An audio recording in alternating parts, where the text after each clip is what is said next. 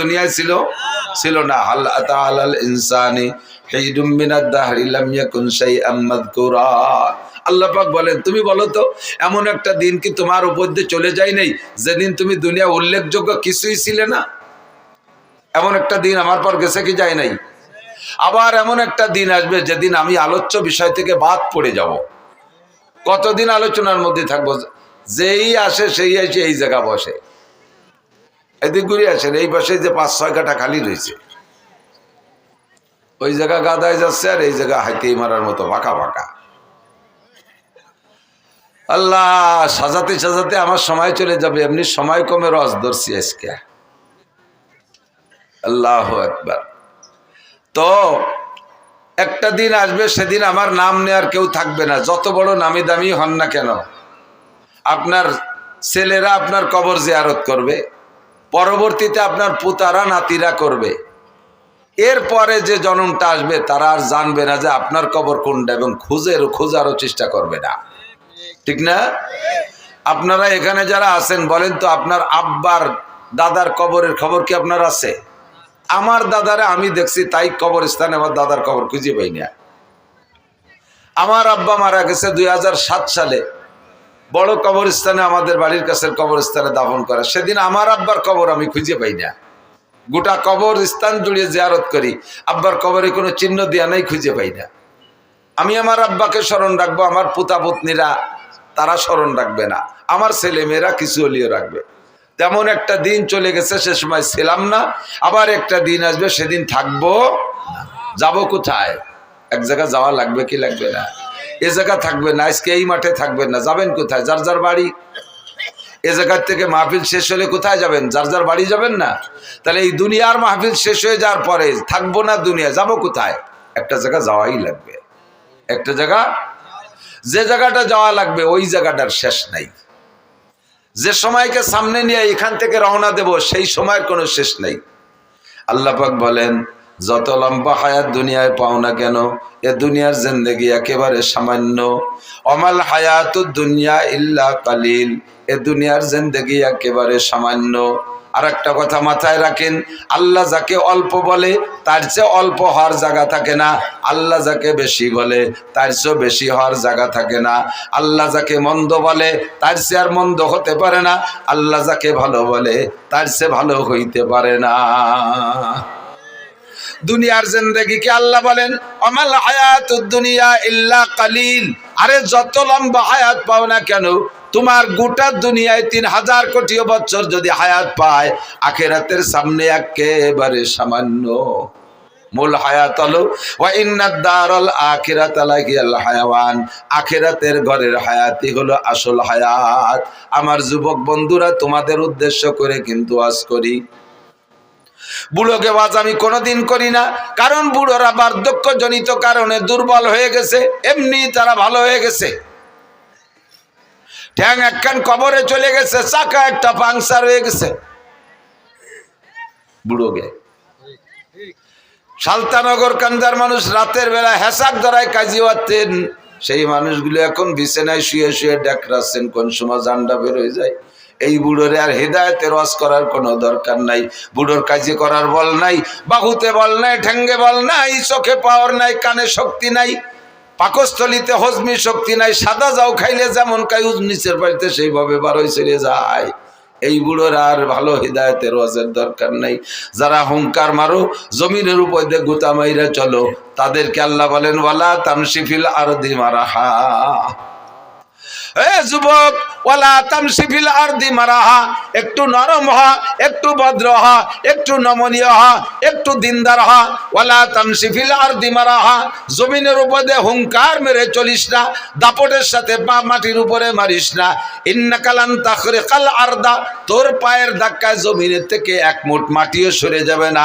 ওয়ালান তাবলুগাল জিবালা তুলা, আর তুমি লম্বা হইয়া পাহাড়ের চাইতে লম্বা হইতে পারবা না। আরে হাজার হাজার পাহাড়কে কিয়ামতে উড়িয়ে ডুবিয়ে দেওয়া হবে। ইযা ওয়াকাতিল ওয়াকিয়া লাইসা লিওয়াকাতিহা কাযিবা খাফিদাতুর রাফিয়া ইযা রুজ্জাতিল আরদু রাজ্জা অবুসাতিল জিবালু বাসসা ফাকানাত হাবাআম মুমবাসসা। শিমুল গাছের পাকা ফল ফাইটা গেলে তুলোগুলো যেমন বাতাসে উড়ে চলে যায়, পাহাড় পর্বতগুলো এরকম তুলার মতো উড়ে চলে যাবে। তুমি সাথে সেই পাহাড়, যেই পাহাড়ের চাইতে জোয়ান হওয়ার কথা আল্লাহ বললেন, তুমি পাহাড় ছাড়াই লম্বা হইতে পারো নাই। যদি পাহাড় সমান হইতেও পারো, তোমার সেই পাহাড়েরই অস্তিত্ব থাকবে না। তোমার মতো সালতা, নগরকান্দা, ফরিদপুর বাংলাদেশের খুদেমাসি যুবক, তোমার মতো যুবকরে মারতে আমি আল্লাহর একটা পয়সাও খরচ করা লাগে না। তোমার ঠ্যাং ভাঙতে আমার একটা পয়সাও খরচ করা লাগে না। তোমার টাকা দিয়ে তোমার ঠ্যাং ভাঙবা, তোমার টাকা দিয়ে তুমি মরবা।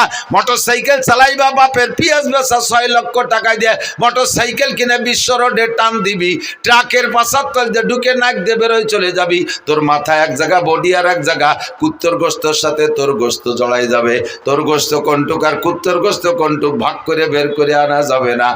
তোরে মারতে আমার পয়সা লাগবে না, তোর টাকায় তুই মরে যাবি। শুধুমাত্র আমি একটু বেকা নজরে তাকাবো। তুই বেকা হবি, আমি বেকা নজরে তাকাবো। জায়গায় চলে আসো যুবক, ময়দানে মাশারটা হবে কেমন?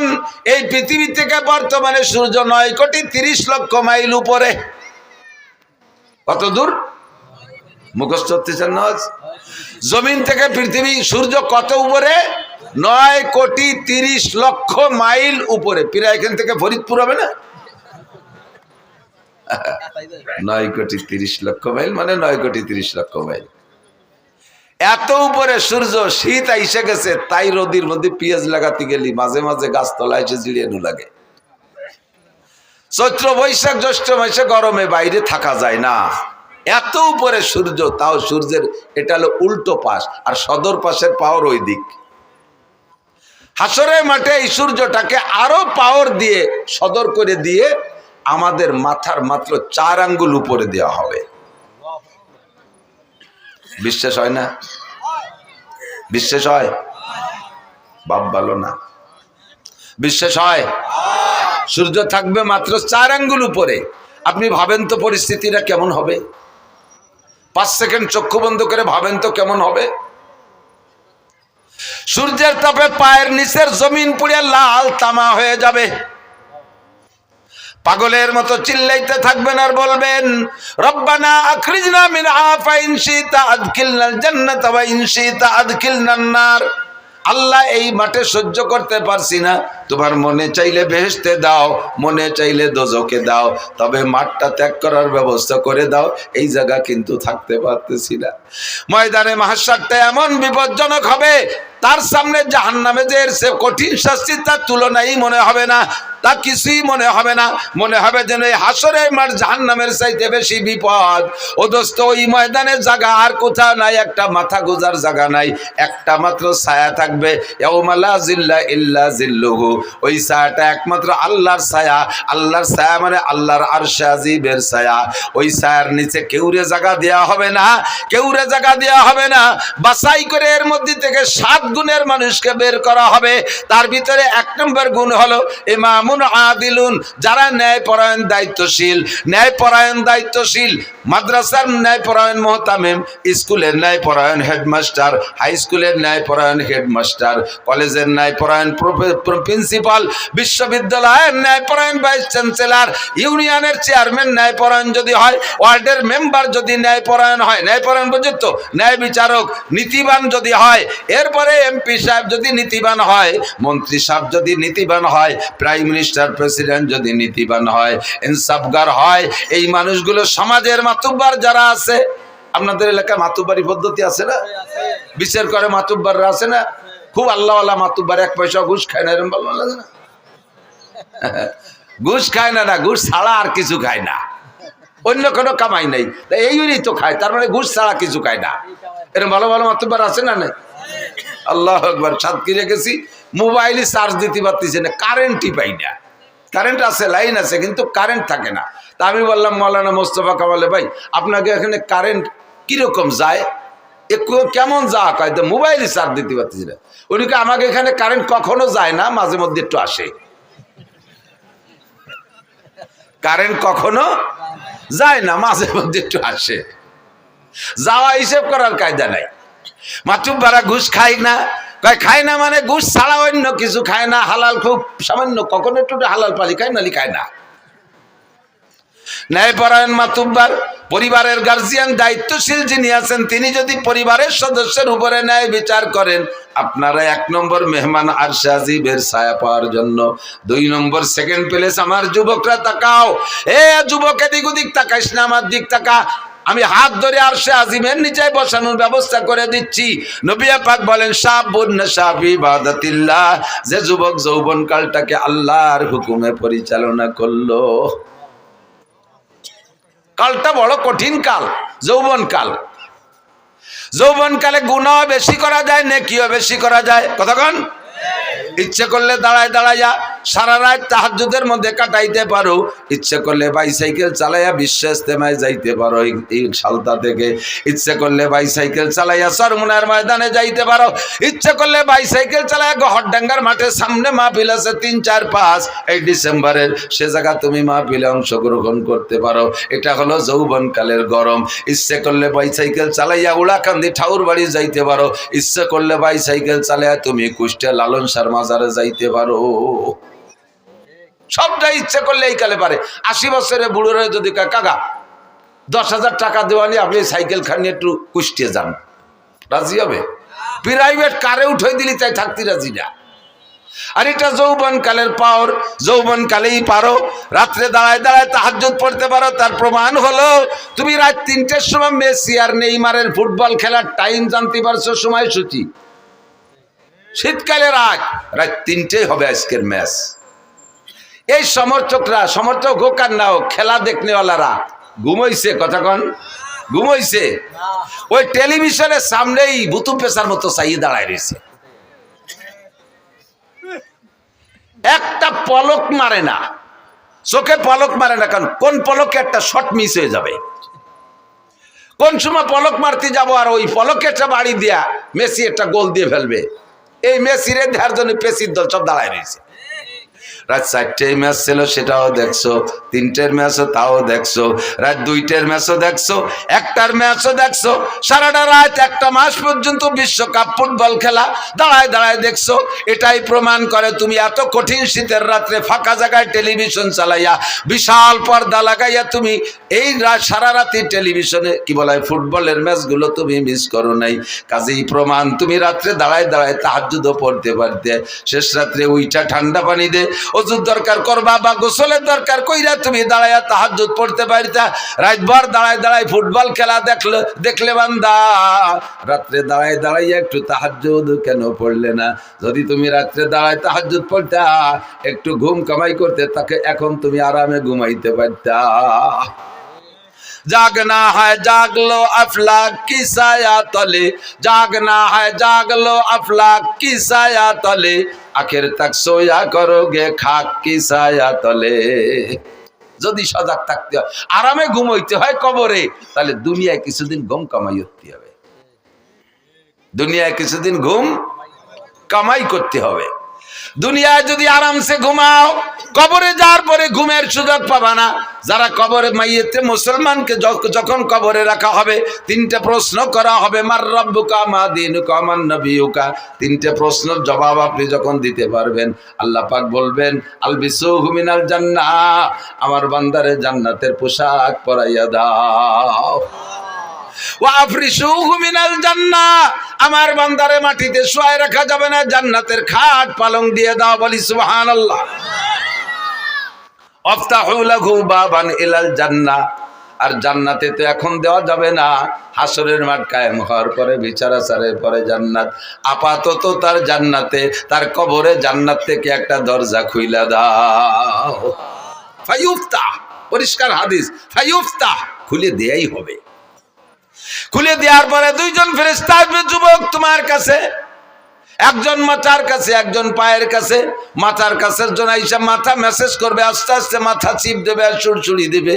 আপনি চোখ খুলে তাকাই বলবেন মান আনতা ইয়া কি, ও ভাই তুমি মাথার কাছে কে আইছো? আমার তো দুনিয়ায় যারা ছিল কেউ আমার সাথে আসে নাই, কত আদরের স্ত্রী সেও আসে নাই, সন্তানদের কত ভালোবাসছি, তারা কেউ আমার সাথে আসে নাই। 4 জন আসলো কবরের কাছে, লাস্টে নামাইলো 2 জন, সব আমারে মাটি চাপা দিয়ে তুই চলে গেল। তুমি কে আসলে দুনিয়ার থেকে না কোত্থেকে? ওই যিনি মাথার কাছে এসে মাথা মেসেজ করে, তিনি আপনাকে পরিচয় দেবে। আনা তিলাওয়াতুক। ভাই, আমি একজন মানুষ বটে, তবে আমি হলাম তোমার কোরআনে কারিমের তিলাওয়াত। তুমি দুনিয়ায় কোরআন শরীফ তিলাওয়াত করেছো, এই তিলাওয়াতকে আল্লাহ তাআলা একটা মানব রূপ দিয়ে আমারে তোমার খাদেম হিসেবে পাঠাই দিয়েছে। আমি তোমার মাথা মেসেজ করব। ইতিমধ্যে দেখে পাশে আর একজন, তুমি কে? ওই লোকটা পরিচয় দেবে, আনা সলাতুক, আমি তোমার নামাজ। পায়ের কাছে কেডা? নামাজ। পায়ের কাছে কে? নামাজ। মাথার কাছে কে? কোরআন। মাথার কাছে, পায়ের কাছে এই নামাজ আর কোরআনে আপনার পা মেসেজ করে দিয়ে বলবে, ওরা বলবে নুমকানামাতিলারুস লা ইয়াস্তাইকিজুকা আহাদুন ইলা ইয়াউমিল কিয়ামা। আরে আরামসে ঘুমাও, কিয়ামত পর্যন্ত তোমারে কেউ সজাগ করবে না। ঘুমাও আর ঘুমাও, আরামসে ঘুমাও। দুনিয়ায় তাহাজ্জুদের কারণে ঘুমাও নাই, শেষ রাত্রে তাজিকিরের কারণে ঘুমাও নাই, ফজরের নামাজের কারণে 8টা-9টা পর্যন্ত ঘুমাও নাই, বহু টাইম ঘুম নষ্ট করেছো। এই ঘুমটা তুমি এই কবরে তাইকে আরামসে পুরাও। লা ইয়াস্তাইকিজুকা আহাদুন ইলা ইয়াউমিল কিয়ামা, কিয়ামত পর্যন্ত কেউ তোমারে ঘুম থেকে সজাগ করবে না। বলি না সুবহানাল্লাহ।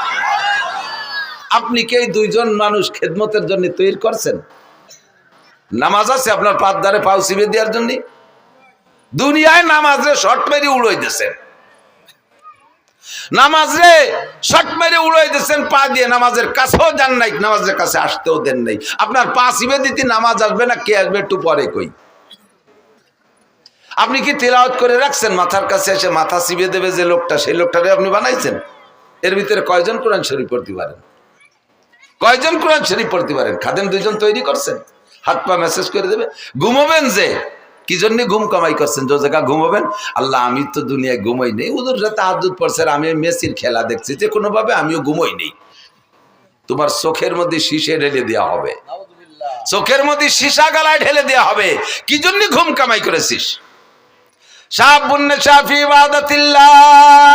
যৌবন কালটা ইবাদতের মধ্যে কাটাও যুবক। তোমারে খেলার থেকে উঠে আসতে বলি না। ফুটবল খেলতে মনে চাই খেলো, তবে সতর ডেকে খেলো। ক্রিকেট খেলতে মনে চাই খেলো, সতর ডেকে খেলো। র্যাকেট খেলতে মনে চাই খেলো, তবে সতর ডেকে খেলো। আর এই খেলার ভিতরে নামাজের টাইমটা তুমি স্মরণ রাখো। তোমরা খেলা দেখা পাল্টি জবাব দাও। পাকিস্তানি প্লেয়াররা যখন ক্রিকেট খেলে বা ফুটবল খেলে, আজান হওয়ার সঙ্গে সঙ্গে পায়ের বলটারে সাইডে দিয়া হাতের ব্যাটকান ফেলাই দিয়ে মাঠের মধ্যে যে নামাজ পড়তে দেখছো কি? দেখো না।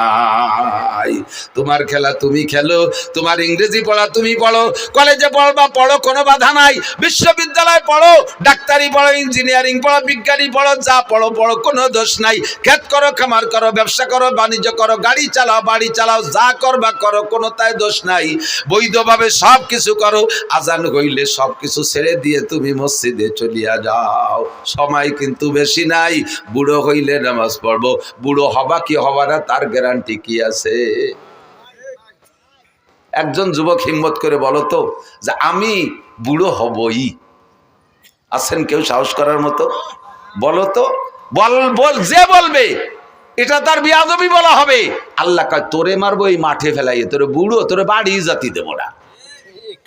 হতে পারে? কাজে এই জায়গা কোনো বাহাদুরি চলে না, ঠিক না? এই জায়গাটা মোটে কোনো বাহাদুরি চলে না। এনি টাইম এভরিডে দুনিয়ায় আসার জন্য সিরিয়াল লাগে, যাওয়ার সিরিয়াল লাগে না। আব্বা থাইকে যায়, ছেলে চইলা যায়, দাদা থাইকে যায়, পোতা চইলা যায়, নানা থাইকে যায়, নাতি চইলা যায়, মা থাইকে যায়, মেয়ে চলে যায়, আছে না নাই? দাদি থাইকে যায়, পুতনি চইলা যায়। এ দুনিয়া আসার জন্য সিরিয়াল আছে। আগে যে আসে সেই দাদা দাদি হয়, তারপরে যে আসে সেই আব্বা মা হয়, তারপরে যারা আসে তারাই পোতা পুতনি বা ছেলে মেয়ে হয়। এইটাই হলো দুনিয়ায় আসার সিরিয়াল, কিন্তু যাওয়ার জন্য কোনো সিরিয়াল নাই। কথা না বলিয়ে দি। এই তোমরা ওয়াজ না শুনে, এই তোমরা মোবাইল আলারা কি করো? এই সকালবেলা সব পাবা এই ওয়াজ না শুনিয়ে এই দড়ি ফেঁকা দড়ি দাঁড়ায় রয়েছ। সব ইউটিউবে আছে। কি জন্য এই সময়টা নষ্ট হতেছ? আর ওই দান্দায় তুমি কানের মধ্যে কিছু নিবা না, অস্ত্র তোমাকেই করতেছি। বুড়োকে বাদ দিছি কইছি না, বুড়ো কয়জন চলে যান, বাড়ি চলে যান, আপনাকে ছুটি। ইনরা বুড়োরা এমনি মুনিশি হয়ে গেছে। আল্লাহু আকবার। গহরডাঙ্গার খাদেমুল ইসলাম জামাতের জেনারেল সেক্রেটারি শামসুল হক ফরিদপুরি রহমতুল্লাহ আলাইহির একেবারে খাস খাদেম মাস্টার আব্দুর রাজ্জাক সাহেব বলতেন, হুজুর উনি গহরডাঙ্গার প্রাইমারির মাস্টার ছিলেন।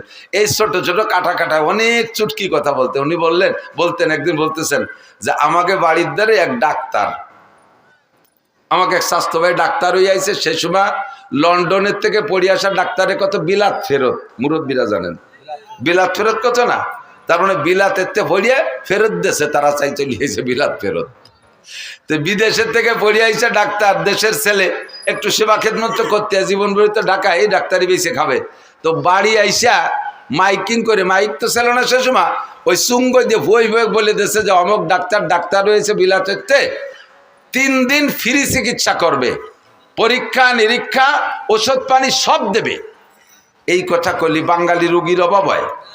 সিরিয়াল ধরে আইসা দেখাচ্ছে আর উনি ঔষধ দিচ্ছে, চিকিৎসা করতেছে, পরীক্ষা করতেছে, ঔষধ দিচ্ছে, দিয়েই যাচ্ছে। এই দেখা ওনার এক দাদা 100 টাকা খানিক হবে বয়স, 100 টাকা খানিক পর্যন্ত 100 টাকা হবে। তো এইরকম বুড়ো কায়দা মতো বুড়ো রুকু হয়ে থাকে সবসময়, কিচ্ছু চহে দেয় না। তো এই বুড়ো আইসে বলতেছে বাড়ি তুই তো বিদেশেতে ডাক্তার হয়েছিস, তুই তো মেলা মানুষের চিকিৎসা করলে, আমি তো দাদা ওই গোষ্ঠীর মানুষ, আমার একটু চিকিৎসা দি। দাদা তোমার কি কি সমস্যা? 1 নম্বর সমস্যা হলো আগে লোহা খালিও হজম হয়ে যেত, আর এখন সাদা যাও খালিও ওইভাবে বার হয়ে যায় ওই দিক দিয়ে, তা পেটের মধ্যে যে আটায়ও না। দেখ দিয়ে কি আর আছে, পরীক্ষা নিরীক্ষা করে দেখা দাদা তোমার এই পাকস্থলীর শক্তি শেষ, এখন যদি ভালো কিছু হতে এই পাকস্থলী ফেলাই দিয়ে নতুন একটা লাগাতে হবে, আর এটা সম্ভব না, কাজেই তোমার এই রোগ হলো বার্ধক্যজনিত কারণ। এটা কোন কারণ? বার্ধক্যজনিত কারণ, দুর্বলতা, ইয়া সারার কোনো ঔষধ নেই। তা দে বাদ দে, ওটা দে, আর একটা ধর। আগে আমি দিনের বেলাও তারা দেখতাম, এতে রাত্রিও তো চাঁদরা দেখিনি। দেখবি চোহের কি এলো, ভালো করে চোখ টোক দে, চোখে পাওয়ার একটু থাকলি না, চশমা দিলে আর একটু বাড়ে। তার ভিতরে এমন মাইর খাইছে, দাদা তোমার এটাও সারবে না, এটাও বার্ধক্যজনিত কারণ। এটা কোন কারণ? বার্ধক্যজনিত কারণ। থাকতো এটা বাদ দে, দেখ যে আগে আমার এই চামড়া কি সুন্দর টাইট ছিল, তেল তেলে এনে গরুর গলার মতো ঝুলিয়ে গেছে গায়ে জায়গায় দিয়ে, এরে কিভাবে ফিরে টাইট করা যায়? ও কি পাম্পার দিয়ে ফুলবে নাকি? আর করে দড়িয়ে টড়িয়ে কয় দাদা এটাও আর টাইট হবে না, এটাও বার্ধক্যজনিত কারণ। ডাক্তার কুজো ডাক্তার চেয়ারে বসে, কি বলে বুড়ো, আর ডাক্তার তো বসে দিছে চেয়ারে। বুড়ো চেয়ারে তো উঠে আসে, ডাক্তারের গাড়ের উপরে ওই বুড়ো আইতে 2 চড়। তুই কিসের সাথে ডাক্তার হয়েছিস? যে ডাকই সেইটি আমার বার্ধক্যজনিত কারণ। তো তুই কি এরিস? এটা বার্ধক্যজনিত কারণ, ওটা বার্ধক্যজনিত কারণ। তা ডাক্তার কয় দাদা যে পরে 2 চড় দিলে এটাও বার্ধক্যজনিত কারণ। আমি এতেও রাগ হলাম না, বয়স থাকলে বুঝতে যে ডাক্তারে চড়ানো যায় না, বার্ধক্যজনিত কারণে চড় 2টিও দিলিয়া। তো বুড়োকে বার্ধক্যজনিত কারণে এরকম সব শেষ হয়ে গেছে। কথা কন, যারা ফাজলামি করো তারা আসো। আল্লাহু আকবার। এই গানের নাম শুনলে এদিকটা আগে তো যথেষ্ট গান ছিল, গান হতো না, জারি যাত্রা, করসা কাজির গান, গুণযাত্রা, তারপরে আরো কত কি বাউল গান, ফাউল গান, বিচার গান, এগুলো ছিল না? এই গান ছিল না এই দেশে? তো এই গান শুনতে মাইলকে মাইল চলে যাইতেন আপনারা। এখন সে গানগুলো শেষ। 2-1টা গান আছে আমাদের ওদিকে আছে, গাজির গান গায় বড় বড় মোসালা, মুসলমান না ঠাউর বোঝা যায় না। ওরে পরিমাণ মারেফাতার শরিয়াতের কথা এই গানের মধ্যে কয়, আর কইয়েটে কয় ডাক্তার হুজুর গে চ্যালেঞ্জ। আমি বুখারী মুসলিম, হযরত মাওলানা মমতাজ, হ্যাঁ ওই যে এমপি মমতাজ না মানিকগঞ্জের, মুহাদ্দিস মমতাজ, কত বড় সাহস বুকির পাঠায়। এই ফাউলগুলোর স্বভাবই এই, এদের স্বভাব জন্মই হয়েছে বেয়াদবির মাধ্যমে। কথা কন, এদের জন্মটাই বেয়াদবের মাধ্যমে। সারাটা বাংলাদেশ মুহাদ্দিসে ভরা, হাজার হাজার লক্ষাধিক মুহাদ্দিস শাইখুল হাদিস বাংলার জমিনে, যারা নিজেরা শাইখুল হাদিস পরিচয় দেয় না অথচ হাদিসের কিতাব মুখস্থ পড়ায়, তারা বলতেই পারে না যে আমি এই পড়ছি, বলে না। আর জীবনে কোনোদিন হাদিস শব্দ বানান করতে যদি পারে ও আরবিতে, তাহলে ওরে আমার সারা জীবনের ইনকাম দিয়ে দেবো। ও যদি হাদিস শব্দের শুদ্ধ বানান করে পড়তে পারে। আর সে কয় আমি বুখারী, মুসলিম, তিরমিজি, আবু দাউদ, নাসাই পড়েছি। বাংলায় লেখাটা হওয়া আর কি কবাই, সে গেলে একটু না কয়ে পারা যায় না। আমার সাথে আগে থাকতো মজিবার দারোগায়, যে বলমারি মোটর সাইকেল চালাতো, যারা দেখছেন 7-8 বছর দারোগাতে রিটায়ার্ডের পরে আমার নিয়ে চলে বেড়াতো। আল্লাহ, গেছি উনারে নিয়ে সাতক্ষীরে, এই তো কালকে যাই আইছি সেই সাতক্ষীরে শ্যামনগর বংশীপুর শাহী মসজিদ মাদ্রাসা। তো ওনার তো স্বাস্থ্য, চেহারা সব কিছু আমার চেয়ে অনেক ভালো। দাড়ি টাড়ি পাখে মেহেদি লাগানো, পান খায়, গাল ভরিয়ে, পাক ভিউটা বানছে, সাদা জামা টামা, মোটরসাইকেল উনি চালায়।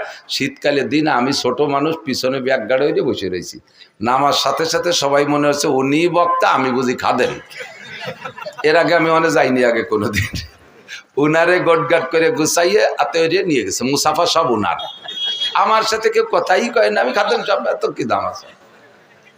ভিতরে নিয়ে বসাইয়ে সব গোলগাল হয়ে বইছে, নাস্তা পানি সব উনারে দিচ্ছে। আর উনি একটু মোড়া দিতে চায়, আমি চোখে সারা দিছি, কথা কই না, দেখতে দেয় আজকে খেলাটা হয়ে যাকে ভাবে। তো নাস্তা পানি সব খাইছে, আমারে মাঝে মাঝে একটু দেয়, সাথে আইসি ওই পাশে একটু দেয়, একটু খাইছে। শীতের সময় ওনার গায়ে দামি কম্বলের টাইনে মোড়াই দিছে। আমি কোন, আমার তো শীত করতেছে, আমার এখান খেতা দিছে, আমি কোনায় তাই গায়ে দিয়ে কাইতে রয়েছি। নাস্তাওয়ালি খাওয়া শেষ। এখন আমার নামের সাথে পরিচয় দিয়েছে শাইখুল হাদিস। আর উলামায়ে কেরামের স্বভাব আছে, কোনো বক্তা আসলে তার যোগ্যতা পরিচয় নিয়ে একটু তাহকিক করে, খোঁজাখুঁজি করে। তো ওনারে জিজ্ঞেস করছে, হুজুর আপনি ফারেক কোন সালে কোন জায়গাতে? ফারেক গেল মৌলানা পাশ করারে ফারেক কয়, কোন জায়গাতে কোন সালে ফারেক? তো উনি সালেরটা যেন কি কলো যে শরীয়তপুর পুলিশ লাইন থেকে ফারেক। আমি তো খেতা মুড়ি দিয়ে হাইসে মরি যাচ্ছি, শরীয়তপুর পুলিশ লাইনেতে। তো আলেমুল আমরা মনে করছে কি যে পুলিশ লাইনের কাছে মাদ্রাসা আছে, তো ওই মাদ্রাসার নাম পুলিশ লাইন মাদ্রাসা, যেমন যশোর রেল স্টেশন মাদ্রাসা, এটা পুলিশ লাইন মাদ্রাসা। উনি কিন্তু মিথ্যে কথা করছে না, কথা সত্যি বলেছে, পুলিশ লাইন নিতে পারে। তো হুজুররা ওই বুঝে চুপ করে রয়েছে। এরপরে বলছে যে এখন কোথায় কি খেদমত করেন, কি করেন? বুখারী শরীফ পড়াই। আর ওরে ডাকাত, এবার যদি ধরি বসে কোন মাদ্রাসা, তাহলে কি করবেন?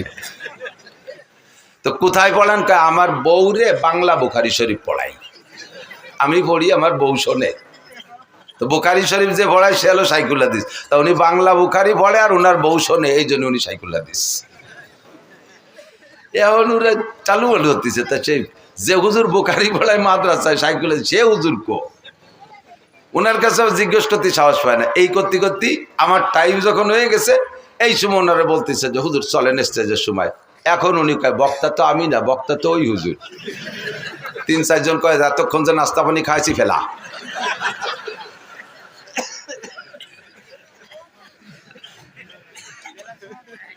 বুখারী পড়ায় এই যে আবাল ফাউল নাকি আবুল সরকার, আবাল ফাউল সরকার, আবাল ফাউল সরকার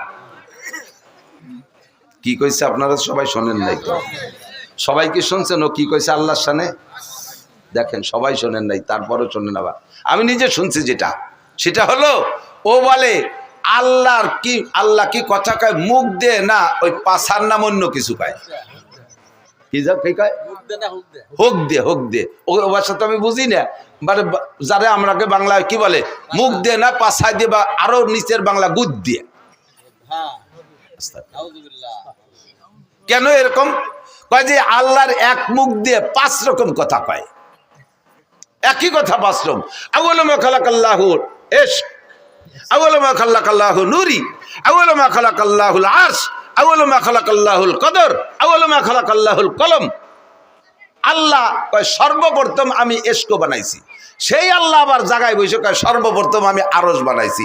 সেই আল্লাহ আবার কয় সর্বপ্রথম নূর বানাইছি। সেই আল্লাহ আবার কয় সর্বপ্রথম কলম বানাইছি। আবার আল্লাহ কয় আমি সর্বপ্রথম তকদির বানাইছি। তাহলে এক সর্বপ্রথম কয়বার হয়? এক সর্বপ্রথম কয়বার হয়? আল্লাহরও হুঁশটা, আল্লাহকে মুখ দিয়ে কথা কয় না, পাছায় দিয়ে কথা কয়। বলেন তো এর কি কওয়া দরকার? যদি কেউ বাউল ভক্ত থাকেন, আপনি যদি এখানে তারে কাফের না বলেন, এখানে যদি তার হত্যার দাবি না করেন, তার ফাঁসির দাবি না করেন, আপনি কিয়ামতের ময়দানে আল্লাহর সামনে যেয়ে দেখেন, রসুলের সামনে আপনি যেয়ে দেখেন।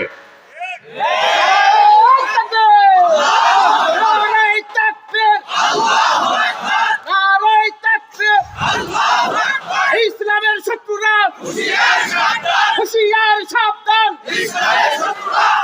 আল্লাহ রসুলের শত্রুরা, জোরে আল্লাহ রসুলের শত্রুরা, আল্লাহ রসুলের শত্রুরা, নারায়ে তাকবীর। যদি কেউ থাকেন তওবা করেন। গান এদিক থাকেন, আরবিতে গানের অনেক ভাষা আছে। এক প্রকারের গানকে বলে সামা, যেটা বোঝর গানের দিনও কখনো কখনো গাইতেন। গানকে সামা হওয়ার জন্য 5টা দোষ মুক্ত হতে হবে। কয়টা? জোরে বলেন কয়টা? মুখস্থ থাকবে। যুবক, তুমি যে গানই শোনো না কেন, তোমার চরিত্রকে হেফাজত করার জন্য হলেও এই 5টা শর্তকে তুমি খেয়াল রাখবে। বলবো? 1 নম্বরে গানের মধ্যে বাজনা হতে পারবে না। 1 নম্বরে গানে বাজনা হতে পারবে না। বাজনা হলে দেখেন কোরআন শরীফের আয়াতের সাথে বাজনা মিশিয়ে দিয়েছে। ইদানিং ইসলামিক সঙ্গীত গাচ্ছে, ইউটিউব চালায় দেখেন, প্রত্যেকটা ইসলামী সঙ্গীতের ভিতরে কম্পিউটারের মাধ্যমে চিকুন ভ্যারাইটি কিসিমের গিটার, হারমোনিয়াম ইত্যাদির বাজনা ঢুকিয়ে দিয়েছে। যত ভালো হোক না কেন, কোরআন শরীফের আয়াতের তিলাওয়াতের মাঝেও যদি বাজনা ঢুকায়া দেয়, ওই তিলাওয়াত শোনা হারাম। হাদিসের তিলাওয়াতের মাঝেও যদি বাজনা ঢুকায়া দেয়, ওই হাদিসের তিলাওয়াত শোনা হারাম। জিকিরের মাঝেও যদি বাজনা ঢুকায়া দেয়, ওই জিকির শোনা হারাম। দুরুদের মাঝেও যদি বাজনা ঢুকায়া দেয়, তাহলে ওই বাজনার কারণে দুরুদ শোনা হারাম। 1 নম্বরে বাজনা হারাম, বাজনা থাকতে পারবে না। 2 নম্বরে গানের মধ্যে মিথ্যা কথা হতে পারবে না, গানের মধ্যে মিথ্যা কথা হতে পারবে না। জারি গানের প্যাডে ভরা মিথ্যা কথা। ছোটবেলায় শুনতাম জারি গান, এখন তো জারি গান নেই। শুনি একদিন জারি গানে গাইতেছে, এক বয়াতে আর এক বয়াতের কাছে প্রশ্ন রেখে যাচ্ছে, বলেন তো কোন নবী 2 রাকাত নামাজে 18 সিজদা দিছে? কোন নবী 2 রাকাত নামাজে 18 সিজদা দিছে? পরের বয়াতি যিনি আসছে উনি তা জানে না, কইতে পারে নাই। এবার দর্শক আর শ্রোতাদের ভিতরে তো জানার একটা আগ্রহ তৈরি হয়েছে, তাহলে আমাদের তো জেনে নিতে হবে। তোমরা বয়াতিরা হারাহারি করলে, জিতাজিতি করলে, আমরা তো জানতে পারলাম না। তাহলে বয়াতি সাহেব আপনি বলেন তো কোন নবী 2 রাকাত নামাজে 18 সিজদা দিছে? আল্লাহু আকবার। এবার উনি জবাব দিচ্ছেন, হযরত আইয়ুব আলাইহিস সালাতু ওয়াস সালাম 2 রাকাত নামাজে 18 সিজদা দিছে। বলে কিভাবে দিল? কয় ওনার 18টা ছেলে ছিল, তাদের জানাজার নামাজে 2 রাকাতে 18 সিজদা দিছে। আল্লাহু আকবার।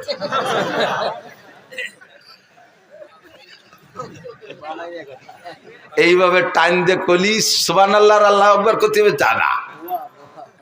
এবার আমি বললাম, আমি তো সে সময় শুনি নেই। পরবর্তীতে জারি গানের বয়াতি কিবরিয়া সাহেবের সাথে একদিন মাহফিল, আমি বললাম আপনারাও গাইতেন নাকি এই গান? কয় হ্যাঁ, তো আমরা গাইছি। তা বলেন তো 2 রাকাতে 18 সিজদা কেন দিল? কয় তার 18 ছেলে ছিল, জানাজার নামাজে 18 সিজদা। আমি বললাম যে এই কথাটা বুয়ো না সঠিক, আপনি কি টের পান নাই কোনোদিন? কয় বুয়ো হওয়ার কারণ কি? আমি বললাম আপনি কি জানাজার নামাজ জীবনে পড়ে থাকেন? কয় হ্যাঁ, 1 মাস আগে তো আমার মার জানাজা পড়ছি। কয় সিজদা দিয়েছেন? কয় রাকাত পড়ছেন জানাজার নামাজ? কয় জানাজার নামাজ কি রাকাত আছে নাকি? তা আপনার জানাজার রাকাত থাকলো না, আইয়ুব আলাইহিস সালাম রে 2 রাকাত পড়ালেন কিভাবে? তাও তো এক কথা। এখন কানে বানি গেছ, তাও তো এক কথা। আমাকে জানাজার রাকাত নাই, আইয়ুব আলাইহিস সালাম রে 2 রাকাত পড়াবাকে। আমি বললাম আপনার মায়ের জানাজায় কয় সিজদা দিয়েছেন? কয় সিজদা একটাও দেই নাই। তা আইয়ুব নবীর সন্তানদের জানাজায় সিজদা দেবে কেন? সিজদা হবে একমাত্র কার জন্য? আল্লাহু আকবার। বরাবর 3টি অঙ্গ হেফাজত করো। এই অঙ্গটা হেফাজত করো আল্লাহর জন্য, জবানটা হেফাজত করো আল্লাহর জন্য, বরাবর নিচে আরেকটা অঙ্গ শরমগা হেফাজত করো আল্লাহর ভয়ে। 3টি অঙ্গর হেফাজত যদি করতে পারো, তাহলে নবী পাক বলেন আজমাল্লাহুল জান্নাহ, আমি তোমার জান্নাতের জামিন হইয়া যাব। সিজদা হবে কার জন্য? একমাত্র আল্লাহরই জন্য। মূর্তির সামনে সেবা, পীরের সামনে সেবা। দেখেন না ওই বাউল পাল্টি ওকে ছবি দেখেন, আরো ভিডিও দেখেন, দেখবেন ওই বাউল বড় বাউল বৈশা আছে আর ছোট ছোট কুসো ফাউলরা যে তার সামনে সেবা দিচ্ছে। দেখছেন না সিজদা দিতি? এগুলো মোমেন না মুশরিক? মোমেন না মুশরিক? আকলিস দীনাকা ইয়াকফিকাল আমালুল কলিল। শুনতে ভালো লাগে তাই বলেই শুনবেন, তাই বলে যা তা শুনবেন না, যাতে আপনার ঈমান আমলকে ধ্বংস করে দেয় এমন কিছু আমি শুনতাম না। আরে আল্লাহু আকবার, মুমতাজের গান, দুনিয়ার যত পচা গান আছে, এ গান শুনলে গুনাহ হয় তবে ঈমান যায় না। ওই সব গান শুনলে গুনাহ হয়। তো খেয়াল করেন, এই সব গান যত কণ্ঠশিল্পী আছে দুনিয়ার পচা নোংরা গান গায়, এসব গান শুনলে ঈমান যায় না তবে কবিরা গুনাহ হয়, কবিরা গুনাহ হয় তবে ঈমান যায় না। কিন্তু বাউল গান, বিচার গান আর জারি গান আর